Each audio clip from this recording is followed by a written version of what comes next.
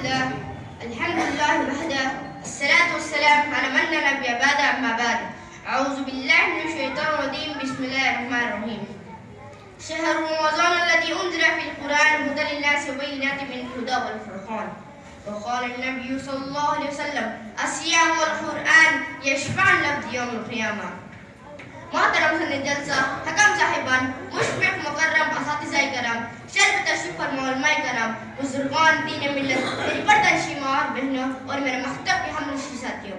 آج میں آپ تمام لوگوں کا اسلامی طرف سے استقبال کرتا ہوں السلام علیکم ورحمۃ اللہ وبرکاتہ وعلیکم السلام ورحمۃ اللہ وبرکاتہ سب سے پہلے اللہ رب العالمین کا شکریہ ادا کرتا ہوں جس نے مدنا چیز کو آپ تمام لوگوں کے سامنے چننے اور سنانے کا موقع عطا فرمایا ہے درد و سلام ہو آخر نبی رحمت العالمین تاجدار مدینہ عاملہ کلال سرکار دو عالم احمد مصطفیٰ محمد مصطفیٰ صلی اللہ علیہ وسلم پر آج میں جس ٹاپک پر چند باتیں پیش کرنا چاہتا ہوں میرا موضوع سفر ہے رمضان اور قرآن انداز بیاں گرج میری ٹھیک نہیں ہے انداز بیاں گرج میری ٹھیک نہیں ہے شاید کہ درجے آپ کے دلوں میں میری بات حاضرین جلسہ اللہ نے اس آیت میں جس چیز کا تذکرہ کیا ہے دونوں چیز کا تعلق میرے موضوع سے ہے اللہ کا فرمان ہے شہر رمضان الذی انزل فی القرآن ہدی للناس وبینات من الہدی والفرقان کہ رمضان یہ مہینہ ہے جس مہینے کے اندر قرآن مجید کو نازل کیا گیا تمام انسانوں کے لیے تمام لوگوں کے لیے ہدایت ہے اور ہدایت کا گمراہی کی تمام باتوں کو واضح کرنے والی کھول کھول کر بیان کرنے والی دلیل پروف ہے معلوم یہ ہوا اللہ نے قرآن کو نازل کرنے کے اس مہینے کو چنا قرآن ایک برکت والی رحمت والی کتاب ہے اس کے پڑھنے سے برکت ملتی ہے ایک حرف پڑھنے میں 10 نیکیاں ملتی ہے پیارے نبی صلی اللہ علیہ وسلم فرمایا الف لام میم ایک حرف نہیں 3 حرف ہے الف ایک حرف ہے لام ایک حرف ہے میم ایک حرف ہے اب سوال یہ پیدا ہوتا ہے قرآن کس چیز میں برکت ہے گلے میں لٹکانے سے برکت نہیں ہوتی بازو باندھنے سے برکت نہیں ہوتی گھر کے دیواروں میں ٹانگنے سے برکت نہیں ہوتی اور دکانوں میں رکھنے سے برکت نہیں ہوتی اور مسجدوں کی دیواروں میں لکھنے اور سجانے سے برکت نہیں ہوتی اللہ کا فرمان ہے سورہ صاد کتاب انزلناہ الیک مبارک لیدبروا آیاتہ یعنی یہ برکت والا کتاب ہے تاکہ لوگ اس آیاتوں پر غور و فکر کریں حاصل جلسہ قرآن کے حلال کو حلال جانو قرآن کے حرام کو حرام جانو قرآن کی تلاوت کرو اور قرآن کو اپنے سینے میں بسا لو پیارے نبی صلی اللہ علیہ وسلم فرماتے ہیں الصیام والقرآن یشفعان للعبد یوم القیامہ قیامت کے دن روزہ اور قرآن دونوں بندے کی سفارش کریں گے روزہ کہے گا اے میرے رب میں نے اس بندے کو دن بھر بھوک اور پیسے روکے رکھا اس نے تیرے خاطر اپنے خواہشات کو چھوڑ دی دن وضو کے وقت پانی حلق تک جانے ہی نہیں دیا اے میرے رب میری شفائی قبول فرما قرآن کہے گا اے میرے رب میں نے اس بندے کو راتوں بھر جگائے رکھا اس نے میری تلاوت کری مجھ پر غور و فکر کرتا تھا اے میرے رب میری شفائی قبول فرما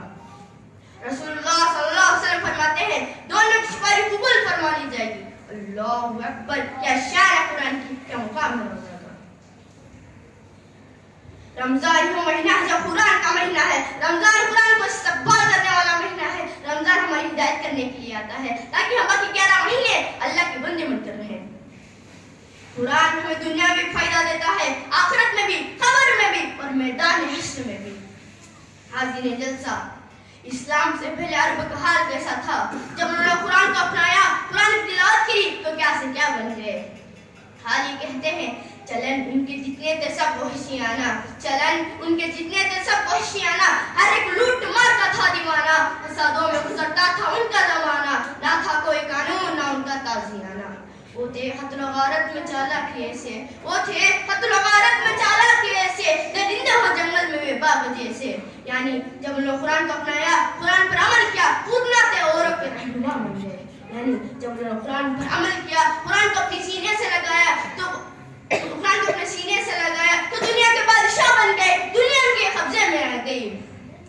پیارے نبی صلی اللہ علیہ وسلم فرماتے ہیں خیرکم من تعلم القرآن وعلمہ تم میں سب سے بہتر وہ ہے جو قرآن کو سیکھے اور دوسروں کو سکھائے دنیا میں بہت سارے علم ہے لیکن سب سے بہتر علم قرآن کا علم ہے دنیا میں بہت سارے ٹیچرز ہیں لیکن سب سے بہتر ٹیچر قرآن کی ٹیچر ہے دنیا میں بہت سارے علم ہے دنیا میں بہت سارے اسٹوڈنٹس ہیں لیکن سب سے بہتر اسٹوڈنٹ قرآن کے اسٹوڈنٹ ہے پیارے نبی صلی اللہ علیہ وسلم فرماتے ہیں قرآن پڑھنے والوں کے لیے بہت بڑا مقام ہے بڑے بڑے شہر میں لاکھوں کروڑوں لوگ رہتے ہیں، لیکن مسجدوں کے ممبر میں کون کھڑے ہوں گے؟ امامت کا کسے ملے گا؟ کس کے تکبیر پر جھکیں گے اور اٹھیں گے؟ کس کے تکبیر پر لوگ رکوع میں جائیں گے، سجدے میں جائیں گے؟ رسول اللہ صلی اللہ علیہ وسلم فرماتے ہیں امامت کا اسے ملے گا جس کے سینے میں قرآن ہو۔ تب تک جو عام انسان تھا جب قرآن کا حافظ بنا، اللہ نے اس کو آواز دی، اللہ نے اس کو آواز دی، یادداشت دے دی اور مسجد کا امام بنا دیا۔ اور رمضان میں تراویح وہ پڑھاتے ہیں اور ان کے پیچھے ڈاکٹر، لائر، سائنٹسٹ، انجینئر، ان کے پیچھے بڑے بڑے آدمی نماز پڑھتے ہیں۔ اللہ اکبر! کیا شان ہے قرآن کی، کیا مقام ہے قرآن پڑھنے والوں کا۔ ماشاءاللہ۔ کسی شاعر نے کیا ہی خوب کہا ہے، دنیا کی کتابوں میں قرآن چمکتا ہے، دنیا کی کتابوں میں قرآن چمکتا ہے، قرآن میں اللہ کا فرمان چمکتا ہے۔ عادت بنا لے تلاوت قرآن کی، عادت بنا لے جو تلاوت قرآن کی، اللہ کی نظروں میں وہ انسان چمکتا ہے۔ ماشاءاللہ ماشاءاللہ۔ اللہ اکبر! کیا فضیلت ہے، کیا پاور ہے اس قرآن کی۔ لیکن افسوس